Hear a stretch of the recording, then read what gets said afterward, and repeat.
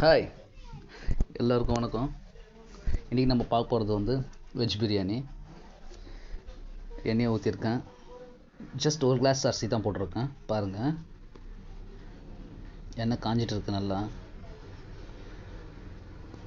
வெங்காயம் பொன்னிறமாக வரணும்னு அவசியம் ஒன்றும் கிடையாது. சும்மா லைட்டாக ப்ரௌனிஷாக இருந்தால் கூட போதும், பரவாயில்ல, மேனேஜ் ஆகிடும்.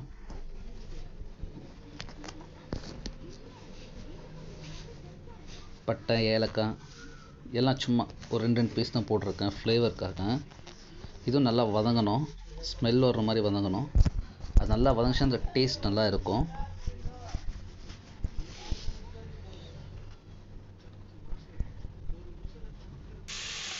கொஞ்சம் லைட்டாக வதங்கியிருக்கு. இப்போ தான் பச்சை பட்டாணி நான் வந்து லைட்டாக வந்து ஒரு 50 கிராம் போட்டிருக்கேன்.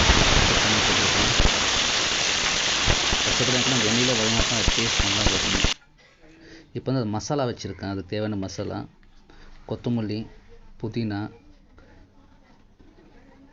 பச்சை மிளகா, இஞ்சி பூண்டு பேஸ்ட் எல்லாம் சேர்த்து அரைச்சி வச்சுருக்கேன். அரிசி கழுவி வச்சுருக்கேன். ஃபஸ்ட்டு பட்டாணி போட்டு வந்து நான் காமிச்சேன் இல்லையா, அது ஊற வச்சுருந்து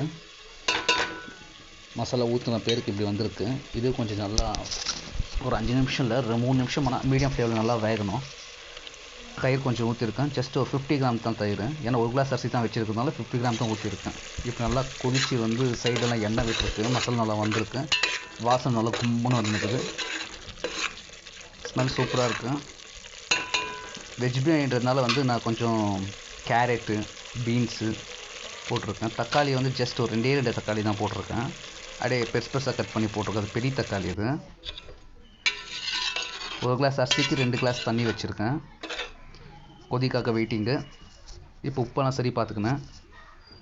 தேவையான அளவுக்கு உப்பு வச்சுங்க. அரிசி கொட்டியிருக்கேன். கரெக்டாக ஒரு கிளாஸ் அரிசி தான், 1.5 கிளாஸ் கூட கிடையாது. கரெக்டாக ஒரு கிளாஸ், சின்ன கிளாஸ் அரிசி தான். சும்மா லைட்டாக ஒரு கலராக மட்டும் கலர் இருக்கேன் வந்துச்சு. அரிசியும் தண்ணியும் ஒரே சமமாக இருக்குது. இது மேலே கொஞ்சம் நம்ம மல்லி போட்டுக்கலாம், சும்மா ஃப்ளேவருக்காக. மல்லி போட்டுட்டு கேஸில் வந்து நம்ம தோசைக்கல் வச்சுருக்கேன். மேலே வந்து மூடி போட்டு ஒரு வெயிட்டான பொருள் வச்சுருக்கேன். 10 நிமிஷம் ஆயிடுச்சு. ஓப்பன் பண்ணிட்டேன். பாருங்கள் நீங்களே எப்படி வந்திருக்குன்னு. இதுதான் நம்மளோட வெஜ் பிரியாணி. என்ன தான் வெஜ் பிரியாணி எது செஞ்சாலும் வாழையில் வச்சு சாப்பிட்றது தான் சூப்பராக இருக்கும்.